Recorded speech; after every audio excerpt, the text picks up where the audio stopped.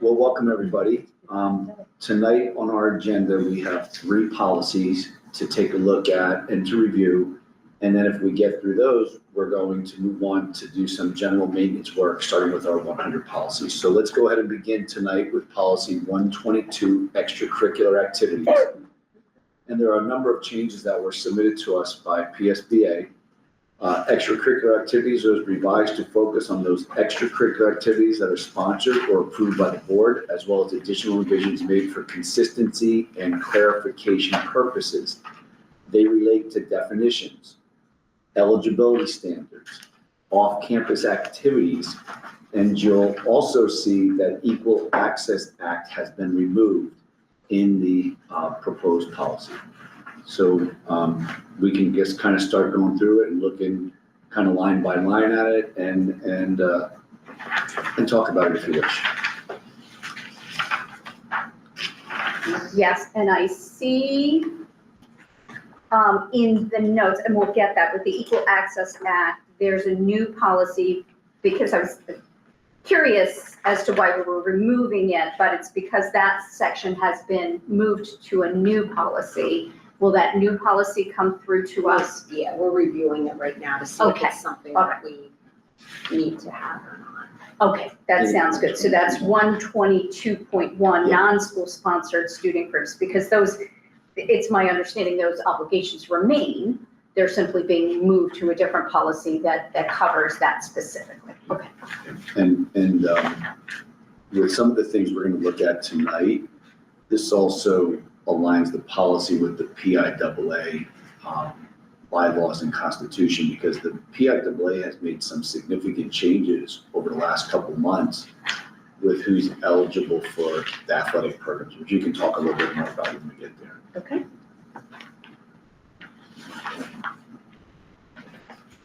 All right, should we look at a couple of the selections first, and then we can move to questions?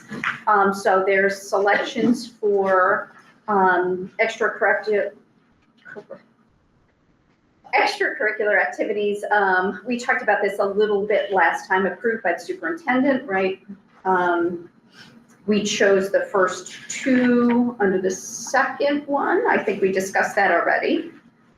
I don't recall if we got to this one. So the board directs that no student may participate in extracurricular activities who has not met the requirements for academic eligibility, complied with the requirements of school board policy, attend school regularly, been in attendance on the day, returned all school equipment, and adhered to other applicable conduct standards. Can I just say, before we get to that, that for that top part there where we have the approved by superintendent reported to the board, can you just give me an example of something that potentially may not be approved? To come to the No, at the superintendent level. Yes, something that you may not approve. I can give you a quick example, because I know in extracurricular we have a sports policy, so a new sports policy. Mhm. So say that they want to put, I'm going to make stuff up and it will be wrong, but lacrosse in the fall season, volleyball in winter when we don't have the gym space for it. But there's a policy that sort of works through a matrix for something like that. At the high school, I believe, they come to Rich as a preliminary matter to start clubs at the high school. Yeah, we have guidelines for that, and somebody could start a club to see if there's enough interest to move it along. If interest is sustained and there's an advisor, obviously, we'll move that on to the non-athletic EDR committee to review. And then if the non-athletic EDR committee says, yeah, let's create units for this, it ultimately shows in the contract and what all the board works on. So how would that differ to choose the first one versus the second one? That the board approve upon the recommendation? You just don't want to see everything have to come to the board, or would everything that's right. that's I think approved come to the board anyway? it would not It's- necessarily come to the, I don't think every extracurricular activity comes to the Not board. your I think- at-large Yeah. ERs, you do see them Yeah. like you will Holistically. tonight, Yeah. when you're Right. approving all Right. of the folks that are filling those EDRs, so in that way, you're reviewing and the contract also includes EDRs, but there are at-large EDRs, so maybe they wanna start a Right, Lego club at the middle school again, or right, something like that, then it could Mm. start as an at-large EDR, and that wouldn't come before the board, because the board's already approved a certain number of at-large EDRs for each building. Yeah, I just don't think it's a practical matter to have the board approve, just, and I think because of what Rich said, is there sustained attendance, like, does the board really need to get involved when, 2 kids show up this week and then it fizzles out? And I would think a lot of them fizzle out before they get any continuity there.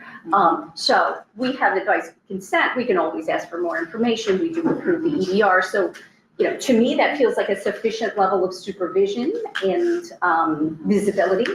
So, Sylvia, if I could also add, for some of our clubs that are longstanding or are really well-established, they'll come to the board with bylaws because they want to establish student activities accounts, and that needs the board approval to set up those accounts within the district for fundraising, for expenditures, those kind of things. Like we had our CSOs come, our science officer program come not that long ago to get approved.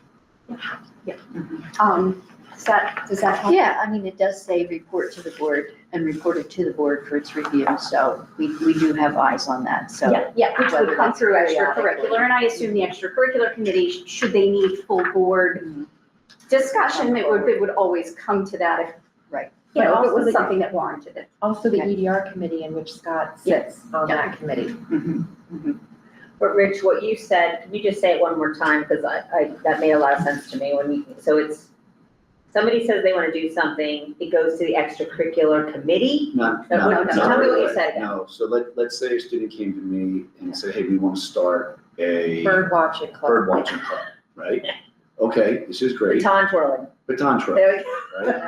Whatever. Somebody's gonna be watching that baton. twirl. That's You're in right, trouble. right. So the first thing we're gonna ask the students is, have you identified an advisor? And most times the kids have, or if they haven't, I'll help them identify somebody that might be willing to volunteer their time. And I said, the next piece is to gather interest, advertise the club. We need to have 7 or 8 students attend on a regular basis in order to call it a club. It just can't be 2 students meeting with a teacher once every 6 months to be considered a club. There has to be a sustainable number of participants over a period of time. Typically, a club will will pilot, for lack of better words, a club for a year or 2 to determine if it's sustainable, if it's something that's going to gather interest each and every year. If it is, what we then do is move that on to the non-athletic EDR committee Oh, to got it, review. okay. So on that committee, Scott sits as the board representative, and we do that in alignment with the teacher's contract. So the way we have it set up, and this has really been a terrific process, the last 2 contracts. The winter before a contract is up, this non-athletic EDR committee will meet and review all current units and any new ones or ones that we want to take away, so that it's set and ready to go for full-blown contract negotiations, board approval, association approval in whenever that time period comes. Got it. So we're always working about 6 months ahead of when that contract is up. Okay, thank you. Okay.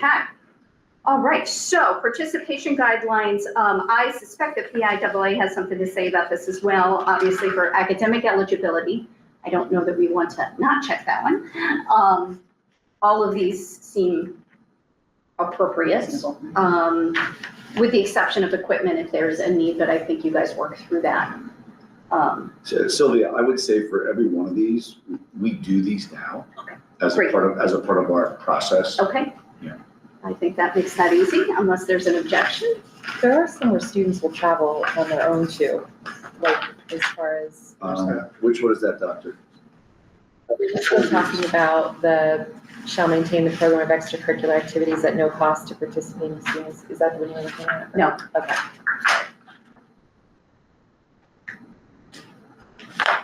Yeah, we're still on that first Yeah. set of six, right? Yeah. Yeah, the bottom of page 2. Got it, yeah. Okay, so we're all checked off there. Okay, and I assume that these strikes with the Code of Student Conduct relate to the free speech decision. That was the referenced. delegation one, that Everybody. Well, Off-campus, okay. off-campus Okay, activities. yeah. So our ability to regulate off-campus activity has been, well, defined or redefined or re-scoped by the court system. So I suspect the PSBA has some, do you guys have this piece of paper? I'm happy to read it off if that's helpful, as to striking that section. What does it say? So off-campus activity section has been significantly revised to refer back to policy 218, student discipline. And we did have this discussion, which contains a section regarding on and off-campus activities that complies with law and the U.S. Supreme Court decision in Mahoney Area School District versus BI from 2021. And it goes on, I'm happy to share this. It goes on several pages, so happy to share this summary from the PSBA. But so this is not an entire strike. It double backs on off-campus activity, which I'm glad to see that we discussed a couple meetings ago. Okay. Delegation of responsibility.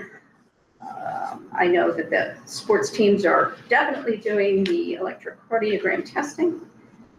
And we call it impact testing. but Yeah.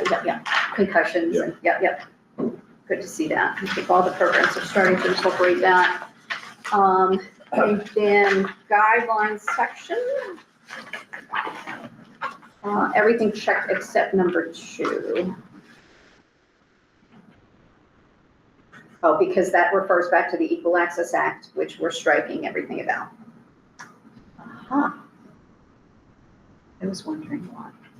Yeah, I think it double backs and it, Yeah. yeah. So my thought in that and question was wondering whether there is opportunities for parents to get involved with any clubs that start on a volunteer basis or whatever, if they're welcomed, invited, whatever. Was just curious if that. It really depends upon what the parent involvement is for that club. For example, I'll take the students involved in our vocal clubs. Parents are involved there to some degree because the advisor needs their support to make those programs function. Our Cybersonics program, we have parents involved there. Our band boosters, parents are involved there.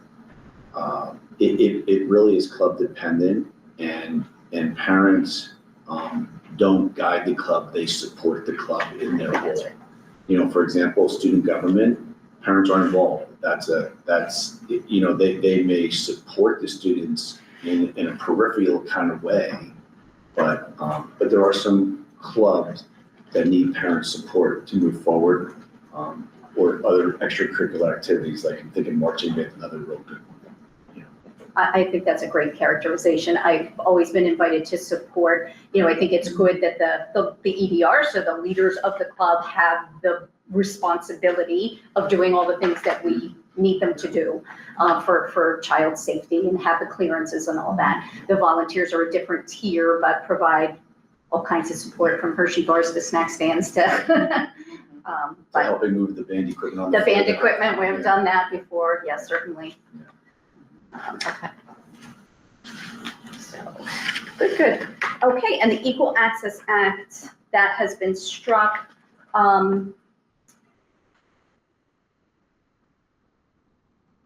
The only thing I'm questioning in my mind, just from a perception point of view, because it appears that we're striking our responsibilities in that regard when we're not, we're just lifting and shifting to a different policy, that perhaps we want to bring that other policy as a complementary item to this so that they work in tandem, if that makes sense.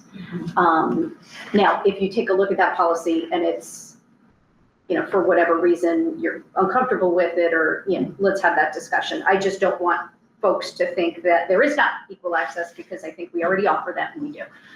So, if looking at this without the context of knowing it's moving, somebody might think, geez, they're striking all these things that, my homeschooler is participating in. So that's my only caveat here, but otherwise look forward to what looks to be 122.1. Yes, here's a question for you. We can hold this policy and do nothing with it, bring 122.1 to this table at our next monthly meeting, take a look at that, and if the board supports that and wants it to move forward, then both go to the board at the same time. I think that makes sense, unless there's, I a don't legal think there's any- reason to do, There's no yeah. time. If there's no time, I think it's better to have them come together so that the full picture is there. So the committee can decide what they want to do with 122, knowing that it's going to be held until 122.1 is reviewed. And there's, we don't necessarily have to separate it into 122.1. If we look at it and can't, I know, I'll have my head, but, in the event that we just stick a paragraph in, but Yeah, it's not a mandated policy, so that's why I didn't push it. you take a We know look and we're let us know. reviewing it, Yeah. but I didn't push it. It's And on frankly, our- our obligation to do what the act says, regardless of what, if it's in our policy, the law is the Is the law. law. So, we're gonna do it no matter what. So let's take a look at that, and when you guys are ready, let's bring them both together. Okay. Great. All right, 123, I think, is up next. Yep. 123, these are all kind of connected. 123 is interscholastic athletics. Interscholastic athletics was revised for the consistency in terminology again, and references to applicable board policies and the PIAA guidelines. So just as bringing you current with some new language of PIAA level 2. All over the place with the name, image, and likeness. This is huge. This is Yeah, it's interesting, huge in right? legal circles. And I wanted to, so when we get to it, I have a couple thoughts for the board, because I've been thinking about this. This is, and so, can we start there? Yeah, absolutely, because I think the remainder of the changes flow nicely from our last policy. I Yeah. think they're complementary there. So, I guess I was scratching my head when I saw this in there, because the way I understand it is that name, image, and likeness is available to all amateur high school athletes, regardless if it's in our policy or not. So let's say, and I was using the example of Dina when we were talking, I said, Dina, let's say you are a great track runner, and the local sneaker shop wants you to do an advertisement for them, and they're gonna pay you $500. As an amateur athlete, she can do that now. Yeah. The PI. You didn't used to be able Yeah, to do the that. PIAA allows that. Now, I think there's some conditions on that she can't wear like the Palisades logo, but she could wear a purple jersey that looks a lot like ours without the name, and she would not affect her eligibility in any way. So I guess in my head, I was wondering why this is even an option for us, because regardless if we check it or not, student athletes have that opportunity. Right, so that's kind of what my thought was, and just kind of putting it out there to the committee to think about. For whatever reason, this has been just a very hot topic at law firms. Maybe because it's fun to talk about, but in years past, especially at the collegiate level, less at the high school level, but schools were profiting off of the name, image, and likeness of their athletes as opposed to the athlete, him or herself. Because the concept was you're getting a scholarship, so you really are getting rewarded, but now that money can flow directly to that athlete as opposed to funneling it through the school, and some of these colleges were profiting handsomely on these kids. And the kid may not necessarily be well off and could really use those funds. So it's very, very interesting developments. It's really changed, at least collegiate sports, even at the Division III level. Am I passionate about having it in our policy? I could take it or leave it. I mean, God bless a student if he gets to these point, Palisades. So we've had some tremendous athletes. And I guess that's why I was like, it could be in there, it could not be in there, but it doesn't change the student's ability to do that because of what the PIAA has in its bylaws and constitution. I was thinking the My last two might be recommendation- relevant. say that again. The last two paragraphs might be relevant. I feel like having it in policy makes families aware that it's available to them as well. I mean, it's available, I would say check it because they may see it here to say, oh, I understand that there's someplace else I need to go to get guidance on this. In the absence of it, I mean, we want our kids to have the same opportunities that any other high school kid would have, so. And it could be as simple as Waring's calling one of our, I have no objection to checking off. Again, if the kids can be this entrepreneurial at high school, go for it. Yeah, Okay? and you never know with media and you never know. Yeah. And we. Well, and we've had- it'll come up because if we don't, I'm just checking the time. Okay, perfect. All right, let's check it. Any other questions on that policy? Just a question for clarification, as usual. When we say in the middle of that page that we were just on there, on page 3, the green spot that says superintendent shall ensure that similar athletic programs are offered to both sexes, what exactly do they mean by that? Yep, so we do a Title IX comparability report each year, so that takes a look at the amount of money that's funded in both programs, and that's uploaded. So when districts take a look at that, we're really making sure that there's equitable opportunities for both male and female athletes. And that's all what that it's- that's all comparability it's- report. That's all it's referring to, yes. Men and women's, nothing, no other Not distinctions. exactly the same, but that it's, equitable opportunities. Okay, so when it says about based on the proportion or in proportion to their enrollment, so if we had 3/4 males and only 1/4 of the student body females, you're saying it doesn't have to be the same, but in proportion. So you would have maybe more opportunities for the guys than you would the girls because the numbers are much lower. I would say possibly, it's very rare to have that disproportionate number of Right. male and females. Yeah, well, I So, was just trying to figure out, why Right. did they say that? so Okay. it is, our population is, 49. Yeah, we're we're almost very, equal. very close. Yeah, So we just want to make sure that there's equal opportunity. And when we have extracurricular committee meetings and we're introducing a new sport, we often talk about, is this in any way going to Disrupt our balance. correct? Yeah. And we look at that before we would bring it to the board. And we will have, I think, the Title IX, the guidance keeps changing. So we are holding it until we get final guidance from whoever's going to give us the guidance. So I think we will have a deep dive into whatever the new variants of Title IX will be or are. But, or Dina, January, yeah, shifting sands. Maybe. Okay. Co-ed fees. Okay, Sylvia, can we move that on to the board approval then? Yes. Okay, very good.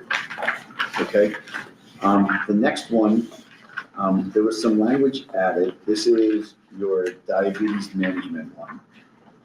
Beginning in the 25-26 school year, each school entity must provide parents and guardians of incoming elementary school students entering grade 6 the type 1 diabetes fact sheet developed by the Pennsylvania Department of Health.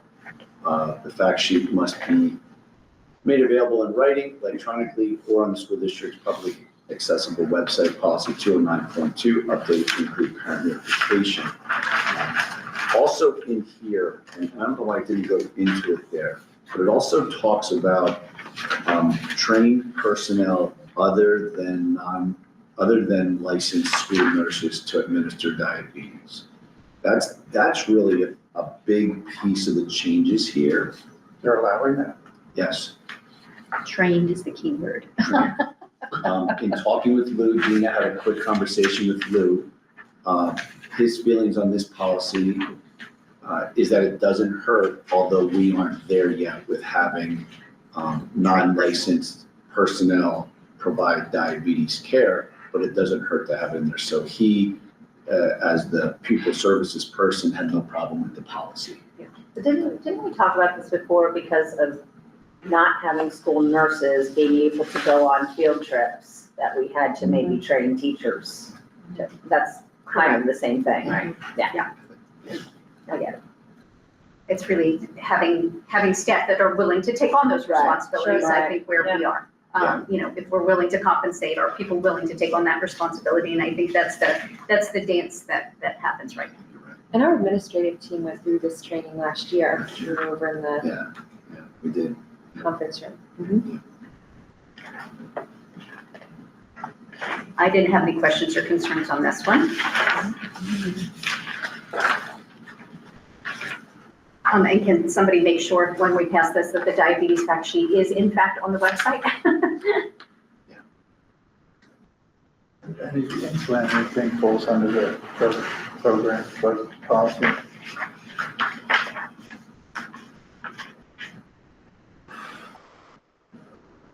I don't know the exact answer off the top of my head too, but I didn't get the question, I'm sorry. so, Jim, do you want to ask you a letter? How are we handling insulin? Are they carrying it with them? I assume it falls under a drug policy. Yeah, so there's, I think epinephrine and, diabetes pens have different, I don't know that I recall. I don't remember diabetes epinephrine. being listed. I think Leave it here, if Yeah, you need it, I- I'll stay, even if you don't need it, I might stay. Narcan. No Narcan tonight, please.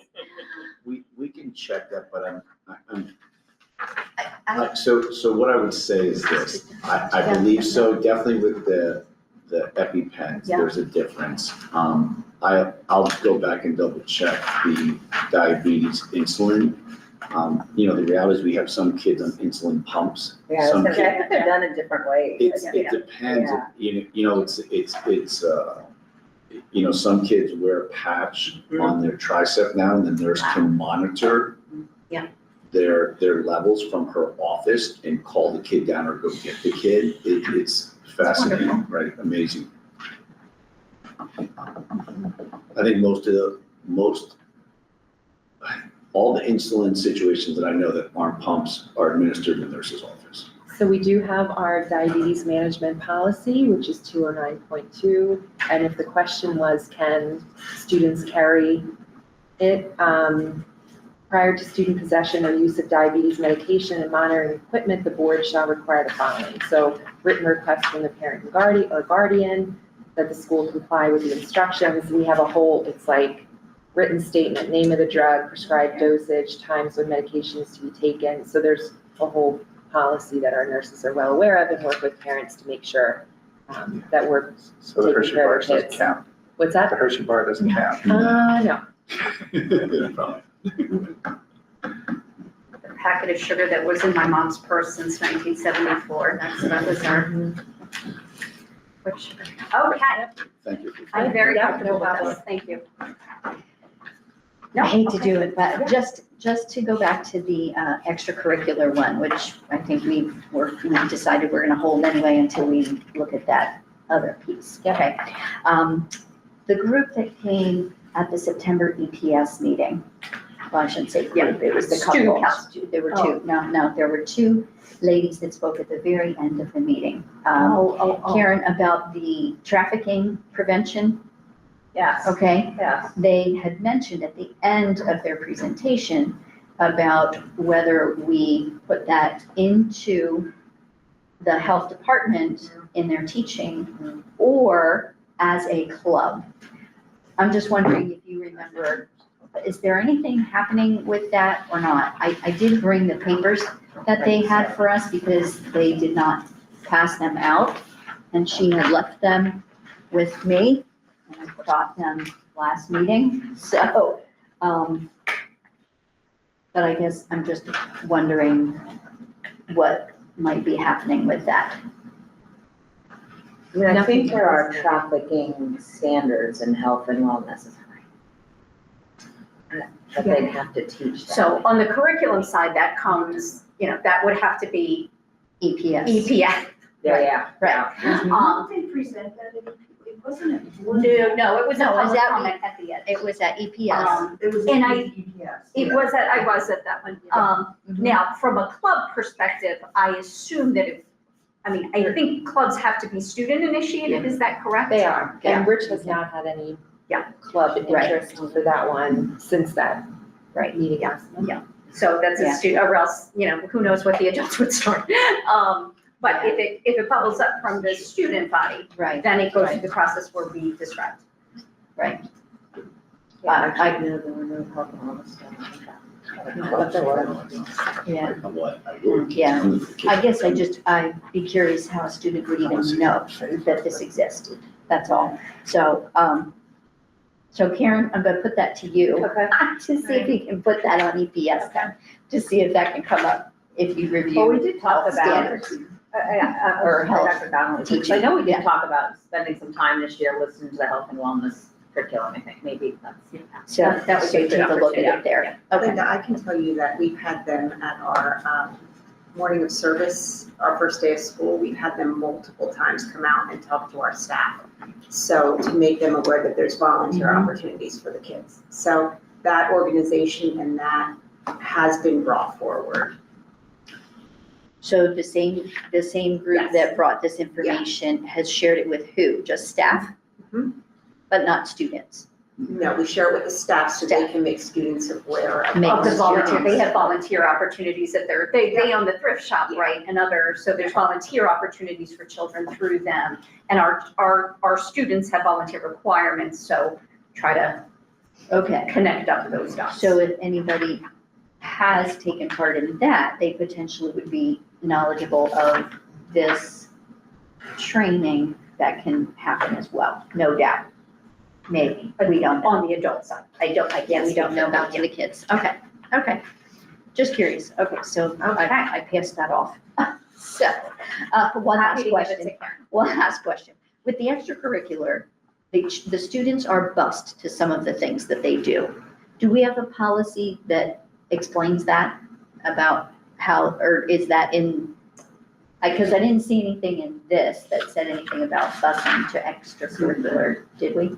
I don't think so. Not in here. No, not in here. I think in the transportation policy, it transportation refers Yeah. to. What specifically, Linda, are you inquiring, like, can you be more Sports. specific? Just, Like, well, just the activities, like I know at the elementary school, don't they go to roller skating? And some of them go bowling and Yeah. and they're transported to those Correct, things. yeah. I just want So to that know would where be- that is. um, You're thinking in a transportation policy.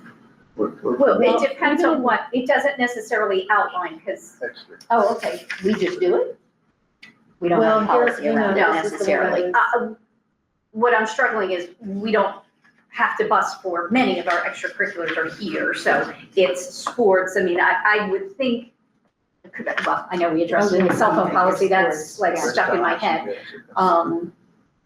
Have to look at the transportation policy. Okay, all right, thank you. I would, I'll give ski So- club as an example, okay? If kids are involved in ski club and they're Right. gonna go to Blue Mountain or Mhm. Camelback, we have a parent permission form that they have to get signed in order to go off campus.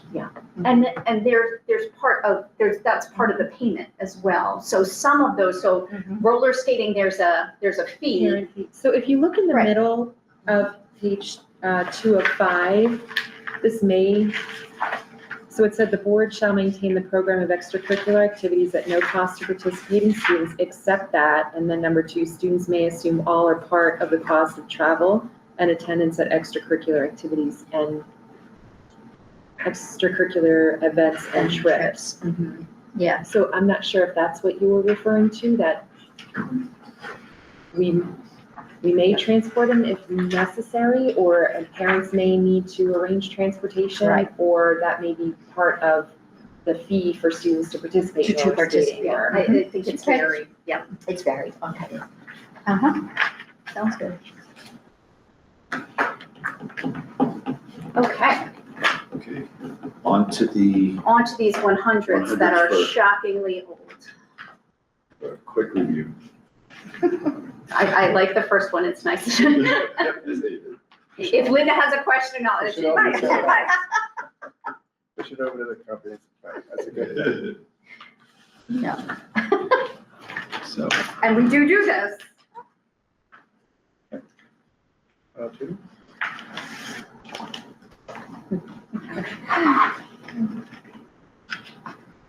Okay. So 7, perfect. Okay, 101.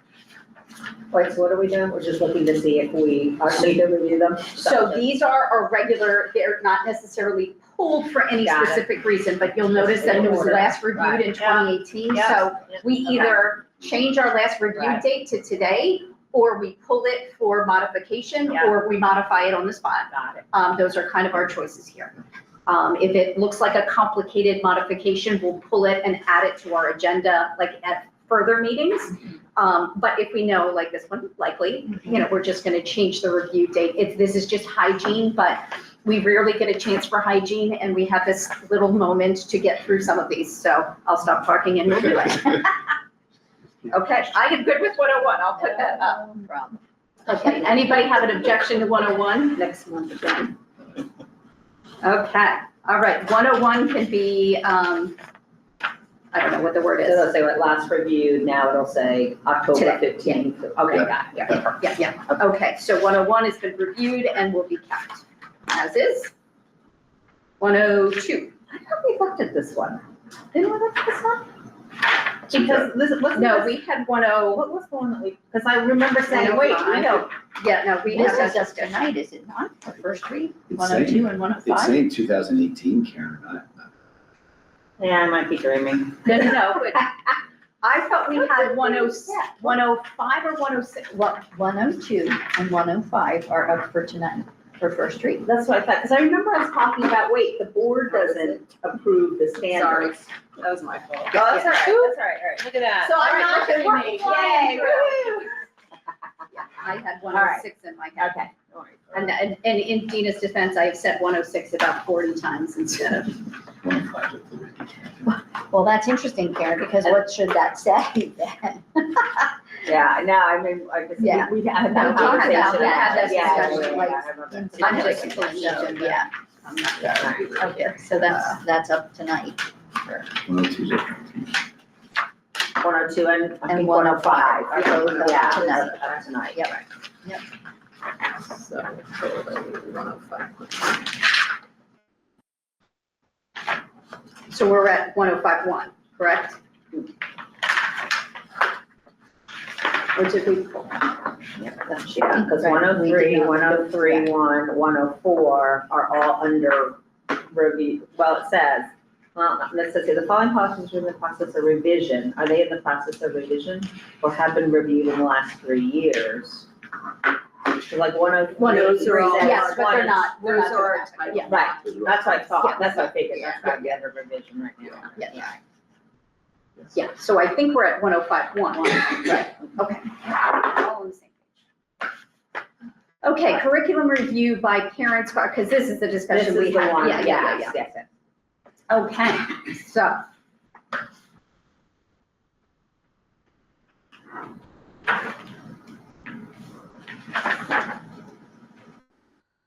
No, it wasn't this. I keep giving it to you. No, it's adoption of planned, it's 107. Oh, okay. It's 107. So what for is the this new one? This one about is what a if parents parent want want to to review. review a curriculum that already Yeah. exists. Okay.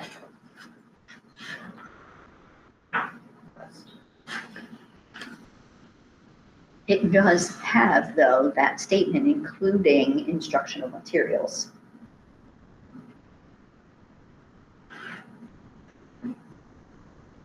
So are we looking at this one?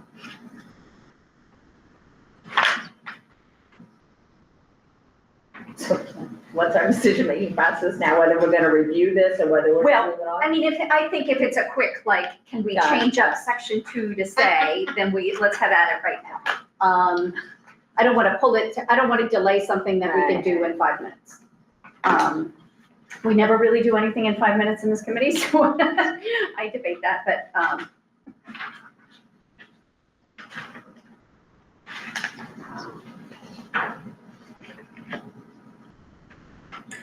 ask the district, we don't, I imagine we get very few requests like this, Yeah, I like 1 or 2 a year, 1 or 2 a month. know about. maybe, I don't know if we can get 1 or 2 a year. Okay. I couldn't tell you last time we went to high school. Yeah, again, Because parents can access what they're That's- looking I for think for Canvas. and That's a great point, Dr. I think from my Getting Canvas stuff perspective, over rather than there. ask Rich, I'm gonna go into Canvas and look myself. I mean, Yeah, that's, No, I think that's generally what parents have access to and should do. that's a good point. No, you're right, that's what happens. Yeah, so So you don't need to reference that. I think this arguably needs to be here just because it needs to be here, but,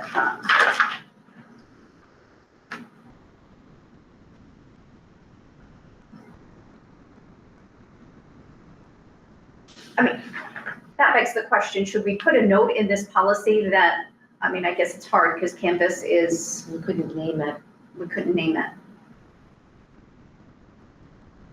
So are the instructional materials in Canvas? So like the CKLA curriculum we just adopted, that's not in Canvas, right? Well, that's elementary, so Canvas, Right, so, but that's what I'm like wondering, what if somebody, would say, hey, I wanna see what kids are reading in this unit or whatever. They would be able to They- see like slideshow presentations, they would be In able to see- Canvas. Yeah, they would be able to see their child's work, they may not necessarily be able to see like a discussion board because other kids are on the discussion board, but like what they're doing in the class and what their child's doing, they can see. I mean, this says, have an opportunity to review instructional materials. I mean, theoretically, kids would have the materials, so the parents could. And if I feel like I see my kids, the structural material. And if there's like articles that are Right. posted in Yeah, Canvas, they can see Yeah. those Yeah, yeah. articles. There, Yeah, I see the PowerPoints that were delivered. I usually know better than my kids what was read. So for transparency purposes, now that's not to say that we shouldn't have this. And I think Canvas use is limited in the elementary schools. Certainly when my kids were that young, we didn't have Canvas, but that was a different time. So I don't, observer accounts is what they get at the secondary level. Parents can get observer accounts and just basically gives them access to their child's stuff. yeah. So between that and the fact that we're getting very few of these on a yearly basis suggests to me that I don't know that we have a problem here. I'm comfortable with it. So if I may, for the, Yeah. at the elementary level. Oh, thank you. Yeah, sure. I- So, Not used to you here. Yeah, sure. I have received 0 requests for this policy in my 9 years here in the district. And at the elementary level, whereas they don't utilize Canvas, the students on their Chromebooks access their instructional materials through what's called Clever. And Clever is an app that we have where students can simply click a button and it takes them to the site that they're utilizing.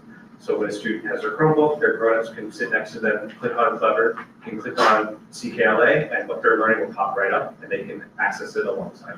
Okay. So at risk of angering Dina, which I hate to do, query whether a sentence that says something like, parents, guardians are always welcome to contact their school administrator and teachers to, or is that? A generic name for this program. Just to get them outside of this formal policy, like just send an email. I don't know. So you're basically looking for some type of statement that parents will know there's some type of, Just more informal. And I would say we could probably come up with something because 2018 was a very different yeah, educational world than the one that we're living in right now, even though it wasn't that many years ago. Yeah. So the access that parents have now is far greater than what they had in I agree. 2018. So like the formal written request, they don't need to do that anymore because they. And that's kind of where I'm getting at, that this suggests that this is the only avenue, and that's a box that I don't think we should say that we're in, because I think we have a lot more transparency than this suggests. Now, I don't want to say clever, and because this year will be clever, next year it'll be unclever. learning But management system. some A learning management that parents will have access to. some or a sentences generic that say, system. parents generally have access to stuff and should, Yeah. because I think that's that's where most parents would go, and I think that's a good framework for this. And then, of course, like the teacher test, the things that are deep curriculum material, that's more for the stuff that's back-end teacher, that maybe wouldn't necessarily have access to or know that that's there. So that's a more formal process. Do you guys see where I'm going with this? Does that make sense? Okay, yeah, I do.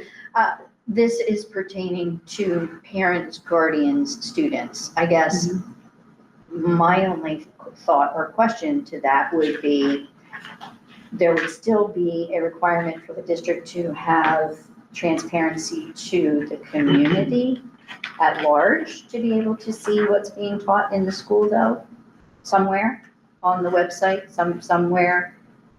So I think that's right to know, right? Or not? Planned courses are on the website and people have access to those Yeah. whenever they open them.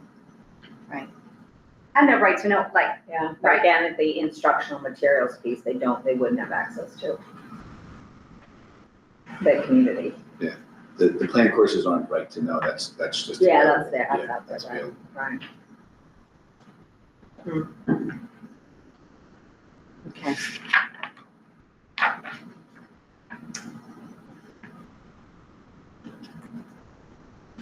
Well, like I say, this policy wasn't necessarily addressing that aspect of it anyway. yeah. That's more of where I would want to see the transparency as well, in addition to parents, if that makes sense. So,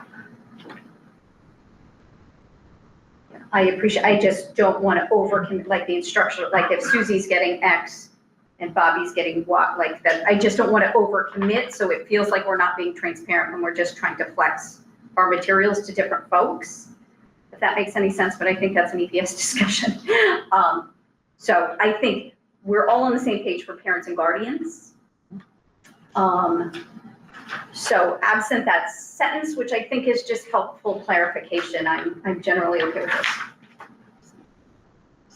Yeah, some of the numbers are like, especially since we don't get any, no more than one request per semester may be made by any parent party. Yeah. I mean, I don't think it matters that it's there, it doesn't need to be there, I mean, I Well, I read that and thought somebody asked for 16 of them. Somebody somewhere, there was a reason that was in there, but somebody must have Yeah. a long time ago, yeah. Although, yeah.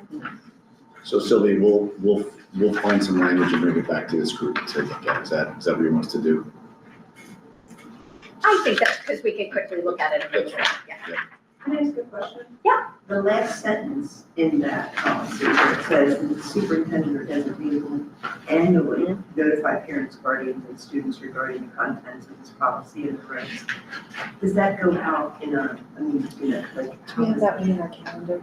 I mean, we have a list of them. Yeah, a lot of this kind of stuff's in the calendar. We can check in. Okay. Yeah. Yeah, a lot, I All mean, these and really- or the new, like every year I sign a bunch of paperwork for the kids and honestly, I don't know that I pay attention as much as I should, but sign off on policies and I suspect that this is part of that overall sort of new year packet, Yeah. but I don't recall. so you're looking for one kind of statement to replace this whole. No, No. I think just a Just, preparatory, Okay, because this process will remain and should remain, I think, as a Okay. formality. gotcha. I just want to suggest that this formality is perhaps overly formal for your garden variety, can I see my kid's math book? Okay. That's kind of what I'm getting at. Gotcha.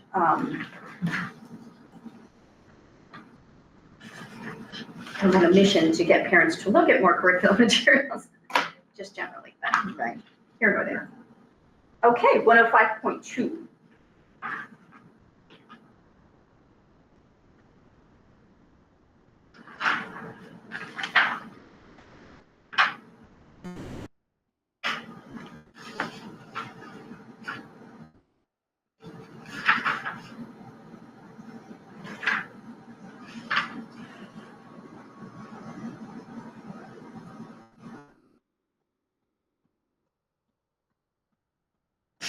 Yeah, this one's interesting to me.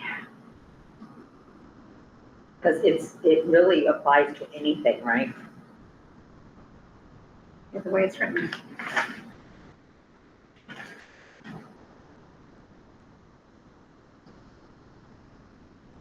Must contain a statement that the specific instruction described.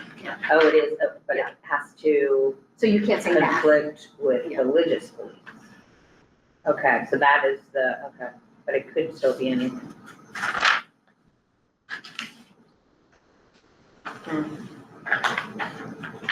Well, there's.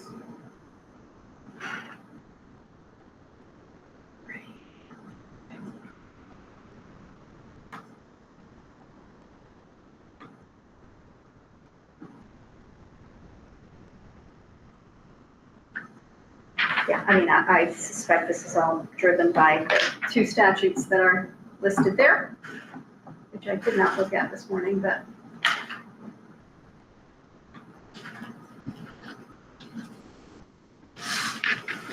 I mean, I don't have a problem with this. I suspect it's not often used. Yeah.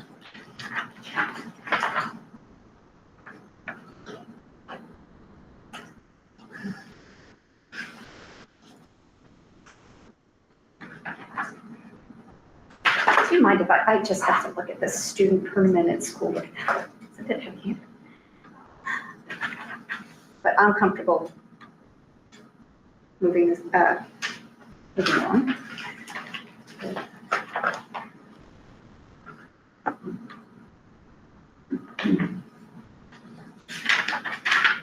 Anybody else?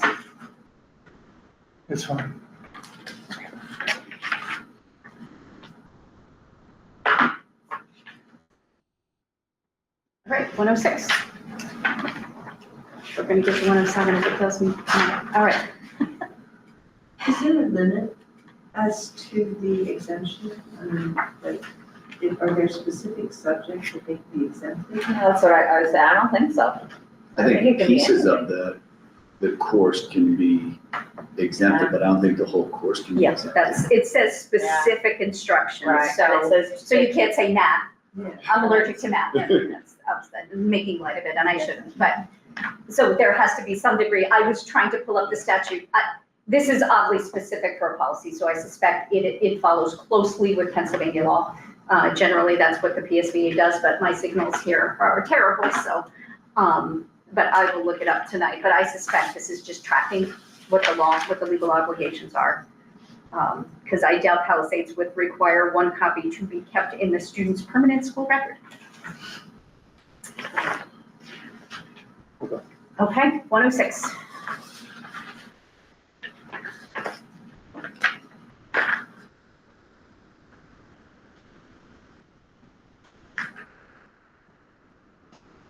Okay, so this one's probably me. So, I'm looking at you. yeah, I figured. All right, first line. Guides shall be prepared for all planned instruction. What does that mean? That's your course. Right? We'll read on. I did, I know. But that's, each guide may contain. So is our planned course statement The guy. the guide? Yes. So this is lawyers writing about teachers. Yeah.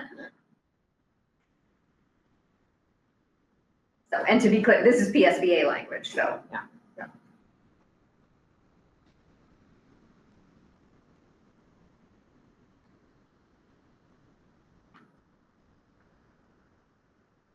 So what I would suggest, and EPS did not get to these, is that correct? Yeah, so and that's probably my fault. So, because when I looked at this agenda, I was like, oh, this isn't on this agenda. So at EPS, we don't have to talk about this right now if we want to wait till next month because EPS agenda was full. And so I thought we were going to talk about it first, but then I just think that there was some confusion there. Okay, all right. So I mean, EPS could, I mean, I don't think it's necessary. I think this is really, because it can come back to policy if we have some guidance as to what the changes need to be. Because me sitting here, I can spitball all day long and not really know what we're trying to get to. So I suspect Dr. Donnelly and you, or some variant of you and EPS, Right. it doesn't have to be the formal meeting, submit some suggestions to the policy committee for, so let's pull this one. It'll come back to policy. Okay. But so as to not waste a whole bunch of time, if you guys could recommend, like, make a markup. I mean, that's what I did with, I just went ahead and marked it up. Right. That's not to say that we'll accept all those changes, That's right.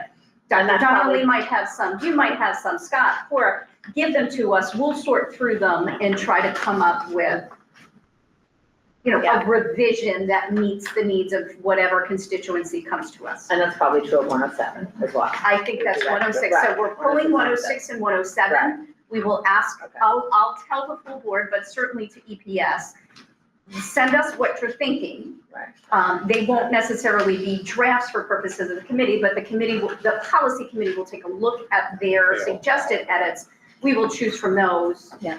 Okay, and go from there. Karen, interestingly enough, in that first sentence, footnote 1 is actually just, and you could look at it online, it's just very general policies with school code. Yeah, It's not, I see it. it's not a lot of, it's not a lot of guidance, I clicked on that, thinking Yeah. it would give us some, It's Some 20, more- are you looking at 22 PA code 44? yeah, Yeah, it's very general, I Yeah. thought by clicking on it might give us a little bit more direction, and it really doesn't. And then, interestingly enough, footnote 2 is policy 107. Yeah.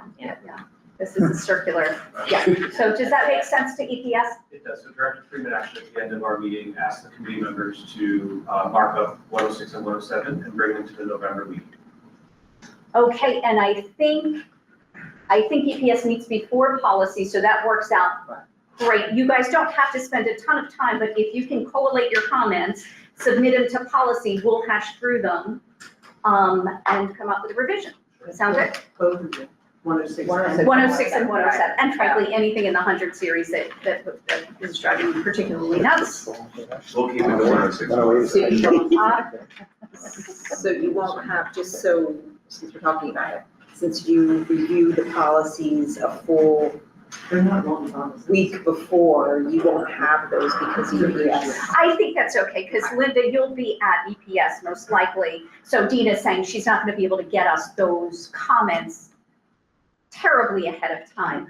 Though if EPS does have those comments in advance of EPS, if you could share, if you could Yeah. preview them with policy so that we can start thinking about them. We'll let you guys fight over them that Wednesday. But we'll at least have the benefit of having seen them and can bring questions to EPS or to, I don't know. Yeah, I like that idea. So, Dina, it's our problem, not yours. I rarely say that. So just to clarify, when they look at this and review this, when they see that word guides, they shall think plan course statements. Gotcha. Okay, so let's look at the time, 6:30.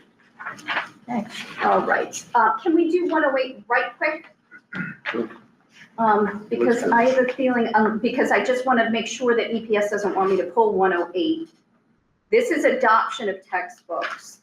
I have received suggestions that we perhaps in the adoption of textbooks publicize that. Yeah. Create a period of time in which the Right. community members can come see them. Yeah.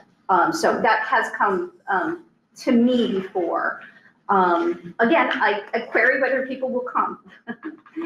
So transparency for transparency's sake, even if it's not necessarily the most practical thing, but So this is just referencing new textbooks. this is that's correct. like adoption and new stuff, yeah. Yeah.